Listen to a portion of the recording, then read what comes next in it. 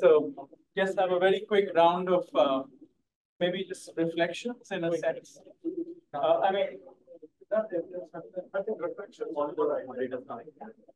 And I mean, I think a conference like this is not something you summarize and you wrap up and so to the next step, because it's just opened up a lot of questions. But what I'd like to just sort of, I'd like to just say is that from my perspective, first of all, is to just thank everybody who's participated, people who've been on Zoom, I mean, and everyone who's put this together, helped us with this. And I'm going to have to do those thanks, which I'll do very quickly. But I think more importantly, I want to use this to thank everyone up here, because this has been a bit of an experiment and a different format in that the moderators you see up here are the ones who've helped really craft the sessions. They've taken the trouble to write the provocations and also been part of selecting and inviting people. So really, the thanks is to them. For me, observing from the beginning, I think just the 2 or 3 things I'm really thrilled about, which I kind of noticed. One was that we started with 2 big sessions on curation, which, at least I haven't been part of an architectural conference where we've taken that form of practice so seriously. And what was very interesting was it articulated how we had to be very nuanced about our choices and how that process of reflection could help us. It's very interesting. Those 2 sessions ended with discussions about 20th century architecture and its destruction. And so we went right into repair. It kind of very quite naturally gave us a segue into repair. And in repair, I think Narayani reminded us, and it's a word that's come up a lot, is responsibility. And so therefore, the responsibility, both in curation, but also in repair, I think filled the room really as a question. And then it's interesting then from repair, we, of course, naturally went into material and making, because it's kind of reverse engineering. And Benny, you put a lot of good provocations at a wonderful presentation where you didn't show a single image of your projects, but set up those provocations, which was amazing. And of course, many other people, I mean, all the participants, it took it forward, which then took us to positioning practice, which is hard. We suddenly heard from practitioners who are on the ground trying to reflect on something. And I think through material and making, through the mainstream, which was it's the biggest panel because you had 8 practitioners there. And the question of what is the mainstream came up. And Narayani, I haven't forgotten. I'm going to give you the mic in a second to make that one comment I took away from you. But the mainstream really is what surrounds us. It's like the equivalent of that is, I think, the John Lennon saying, where life is what happens while you're making plans, right? The mainstream is what surrounds us. You can be somewhere else doing something that has nothing to do with life, perhaps. Anyway, so that has, I think, been quite useful in my view to begin to create that rubric, to think what shifts that we might make. And of course, patronage can never be resolved, whether it's stakeholders, patrons, clients, we are going to shift around. I mean, the question is, and I think for me, what I've learned from the discussion is who we feel responsible to, who we consider the client patron. I think we've just got to expand, right? We can't get to the universe, but at least we can worry about the planet, perhaps, right? So it's, I think, that expansiveness, which gives us a complexity and a nuance, which is what I've taken away, at least from these conversations. And lastly, I think in my discussion with Swati, at least in that question that came up, is really, I believe more and more that we have to see ourselves as a profession. And I think for me, at least personally, it's been much more reinforced in these 3 days, is we are civil society, and we have to take that role seriously in the way we create these different straddling between stratas, because design is about resolving those contestations, and those are contestations between different stratas of society and physical settings. So I just wanted to share very quickly what I took away from it. We're really limited in time. We've got 15 minutes for all of us to reflect, and you might or might not want to say something, but just a couple of minutes of a quick reflection would be very useful. Well, we were like shifting of the mainstream. That's what we looked at. I mean, the 2 sessions, and it was extremely enriching to see the presentation of these 8 distinguished practitioners. And I think what I realized was that, uh, each of them were in a way making their own mainstream. I mean, uh, in their own specific ways, they're making their own mainstreams. And I think that diversity of mainstreams is very consistent, I think, with the idea of South Asia, because I think it possibly the most diverse culturally, geographically, economically, socially diverse region in the world. Within this space, there's so much of diversity, and I think so. I mean, so perhaps in the future, maybe talking about shifting the mainstream, we may start talking about making new mainstreams. Thank you. So what stood out for me was the title, Architectures of Transition. We saw the wide variety of architectures that are unfolding, many of which fly under radar, right? I didn't imagine that we would discover such a wide variety of flavors of ice cream. I would think vanilla and strawberry and chocolate, but you found chocolate and mint and figs and honey, for example, on lunch. Wide variety of architecture. And then the second notion of transitions. I thought transitions were very important. Sort of, we know post-liberalization architecture, but this is sort of post-liberalization. This is the 21st century architecture, which is much less talked about, not documented. And this, I thought, this conference brought that out very well. Takeaways, I think I need a little more time to sort of reflect upon and sort of go back to some of the talks and think more. But the conference lived up to its name, and that's the fantastic 2.5 well-spent days, though we are a professional conference or some way when you are in the academia. But this was fantastic. Thank you. For me, with the materiality was that the practitioners engaged with a very deep idea, and their architecture moved beyond aesthetics into a social and ethical sphere. And that was very interesting, and they're moving beyond and looking at climate change and other aspects, but it was an extremely interesting panel. Thanks. Yeah, that was really short. I don't think I do it that short. So I don't want to talk specifically about the panel I was involved with, but I would like to actually try and connect all the panels together in some inadequate way. So what I find is that all the different panels were talking about the same thing, which is architecture, no doubt. But I think this debate about is it top down or bottom up, what we heard, now intentions may be different, but what we heard from all the speakers, everybody's trying to make a difference to the person who lives on this planet in their own ways. Now, because of the repair, as what the two of us were kind of involved with, I was reminded of this book, which was published exactly 10 years ago. It was launched here in the Intact building in November, 10 years ago, where this is by the late Ashish Ganju and Narendra Dengle. It's called The Discovery of Architecture, and they have split everything down to just 4 points, which I think if I were to just read out what those points are, not describe them, it talks about the art of building with the awareness of an evolving universe. It can mean anything, the universe. Maintenance as renewal. Regeneration with learning. And this whole thing about the act of building is governed by the self as a community. So this is really the entire thesis of this slim volume. There's no time to explain it any further, but I think the headings sort of give you an awareness of what they're trying to say.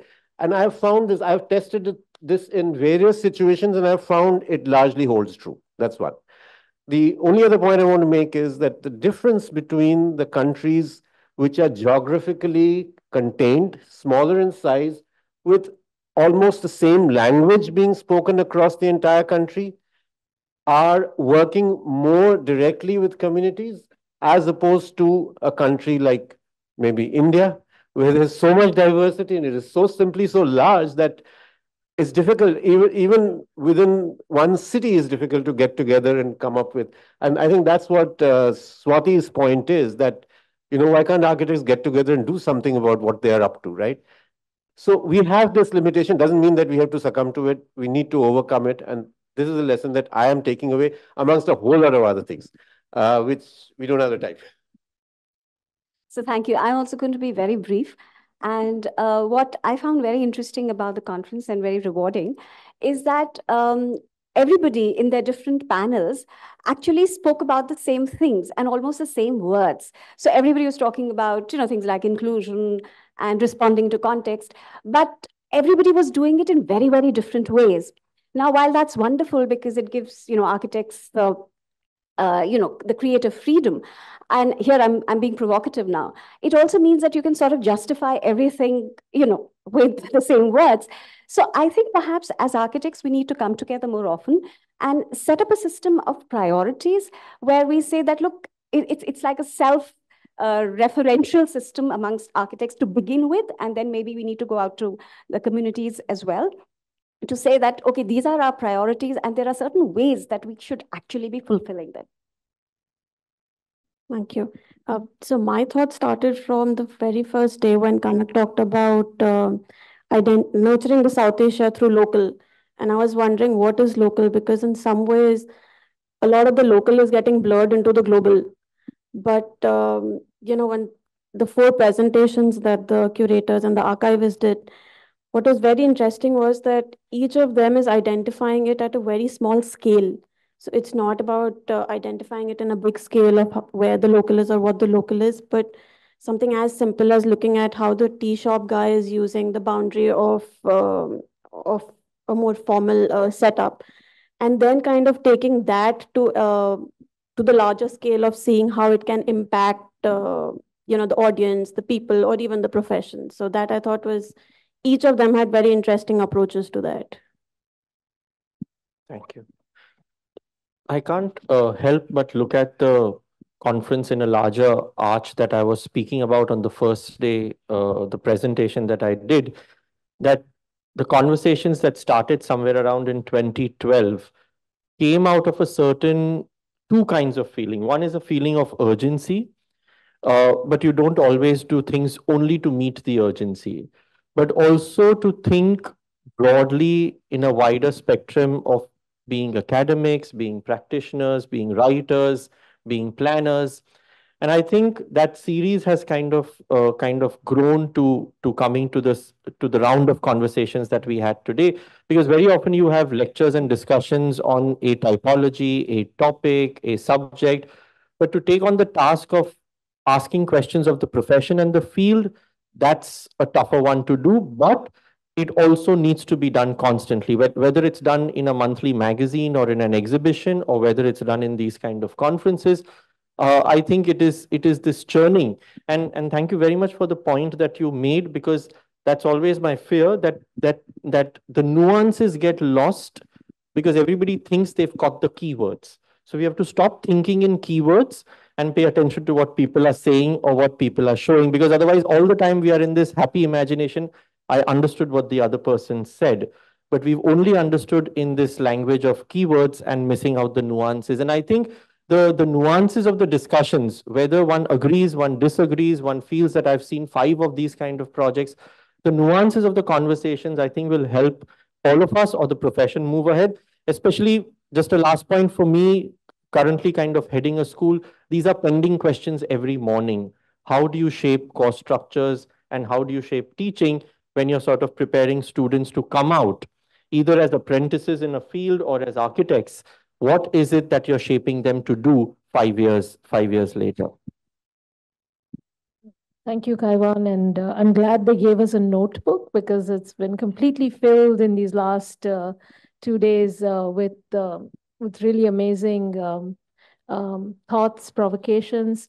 For me, I think the big bang question at the beginning was, South Asia was put at the center, and the idea of architecture as the medium through which we can reimagine South Asia. That sort of started the conference.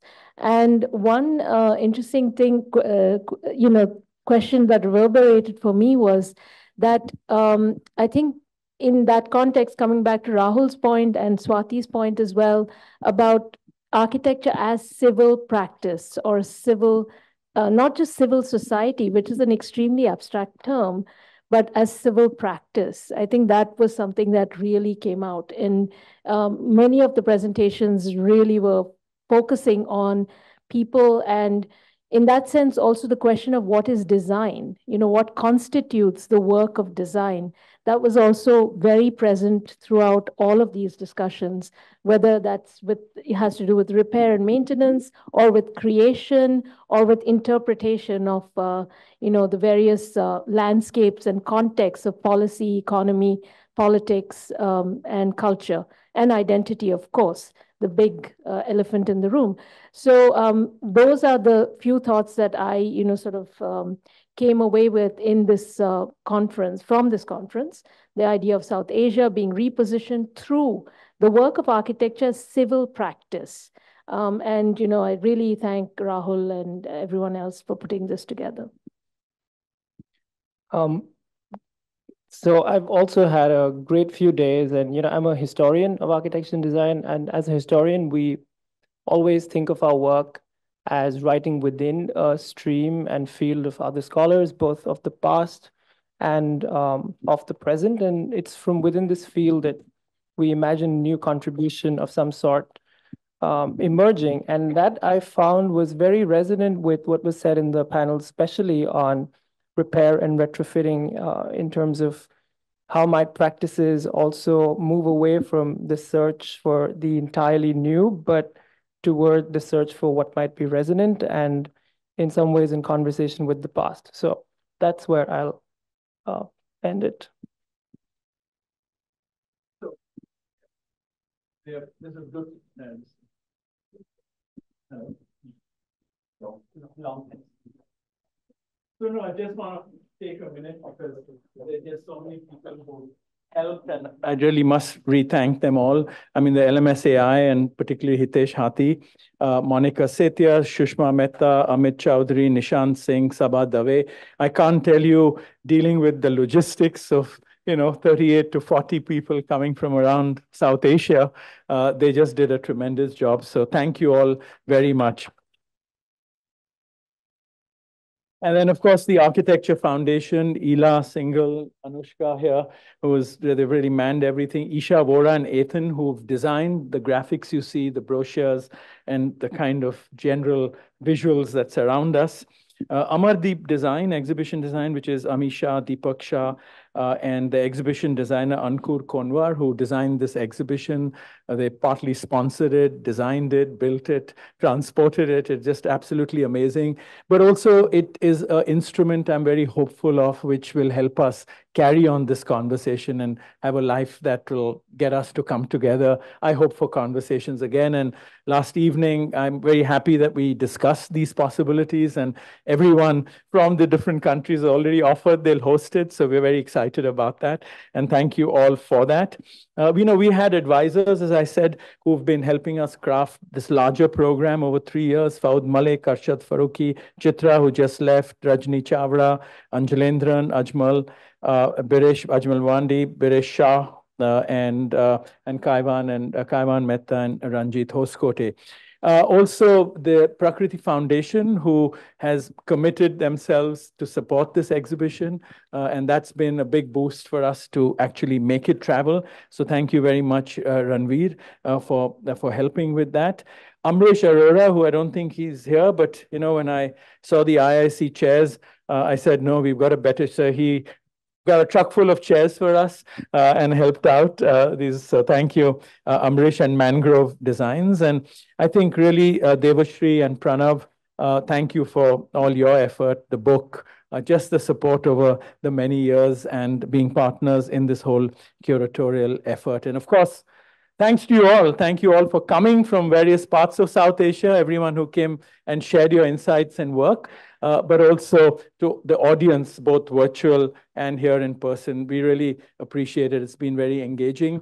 And now I'm going to give it to Narayani for one last word before I give it to Hitesh for his final thanks. Thank you so much. Huh? No, but she wants one. So this is another thank you. Sorry, what do you want me to do? Narani, you've got 30 seconds. All right, let me begin. Thank you.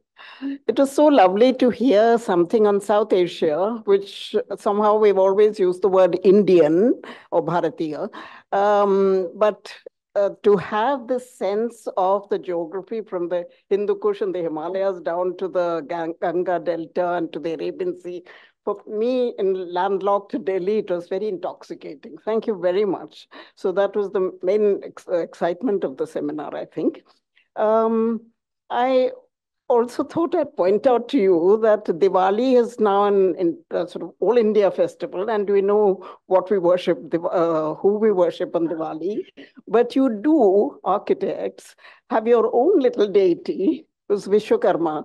And Vishwakarma takes care not just of architects, but of artisans and the whole lot. So if you could get into that spirit of treating all builders, engineers, and so on as one fraternity, that will be, I think, rather heartwarming for you. And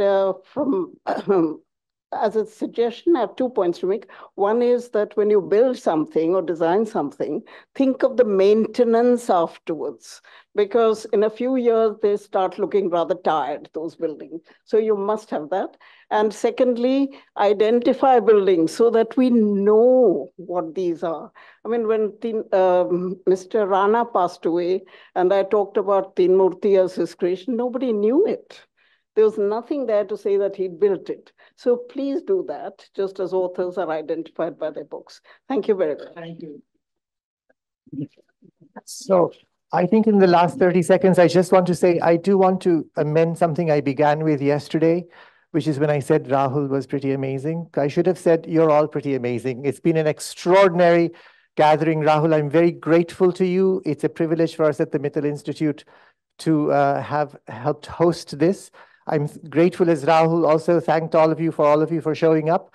You know, I just want to just underline what I said yesterday, that despite everything in the world and anywhere in politics, in this city, in this institute, with the Mittal Institute, it's still possible for Afghanistan, Pakistan, India, Bhutan, Nepal, Bangladesh, Sri Lanka to come together. Mittal Institute, as many of us are, you know, committed to doing that. And I just want to say, Rahul, that we are also committed to continuing this partnership to take this work forward, because what has emerged from this for me, and of course, I'm not as informed as all of you, is how staggering is the variety and the quality of work being done all around us. And that is a hopeful way to end. Thank you very much.